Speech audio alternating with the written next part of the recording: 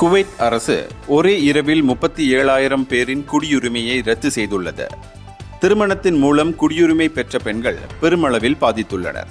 பல ஆண்டுகளாக குவைத் குடிமக்களாக வாழ்ந்து வந்த இந்த பெண்கள் ஒரே இரவிலேயே நாடற்றவர்களாக மாறியுள்ளனர். குவைத்தின் புதிய ஆட்சித் தலைவர் எமிர் ஷேக் மெஷால் அல் அஹ்மத் அல் சபா இந்த நடவடிக்கையை மேற்கொண்டுள்ளார். இவர் 2023 டிசம்பரில் அதிகாரத்திற்கு வந்த 5 மாதங்களுக்கு பிறகு சட்டமன்றத்தை கலைத்ததோடு சில அரசியலமைப்பு சட்டங்களையும் நிறுத்தி வைத்தார்.